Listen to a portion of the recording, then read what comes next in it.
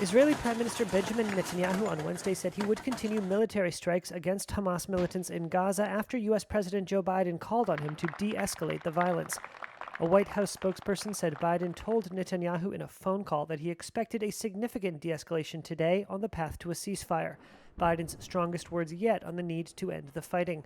But shortly after the White House's remarks, Netanyahu released a statement that, quote, "I am determined to continue this operation until its objective is achieved."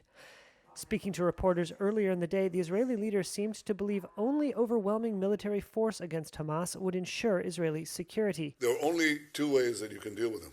You can either conquer them, and that's always an open possibility, or you can deter them. And we are engaged right now in forceful deterrence, but I have to say, we don't rule out anything. Palestinian medical officials said 219 people have been killed in 10 days of aerial bombardments.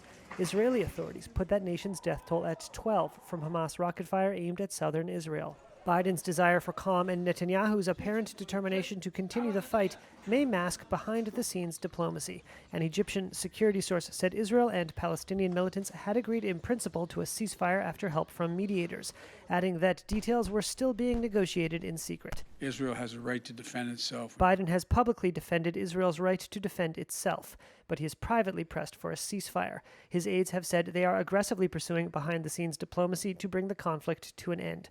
That is not enough for some Democrats who want him to take a more active and public role.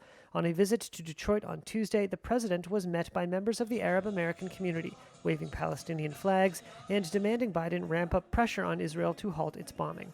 In a nod to the Palestinians' plight, Biden acknowledged U.S. Representative Rashida Tlaib, who has relatives living under Israeli occupation. I admire your concern for so many other people, and it's from my heart. I pray that your grandmom and family are well. I promise you I'm going to do everything to see that they are on the West Bank. You're a fighter, and God, thank you for being a fighter. According to a Tlaib ally, the congresswoman told the president, quote, "Palestinian human rights are not a bargaining chip and must be protected, not negotiated."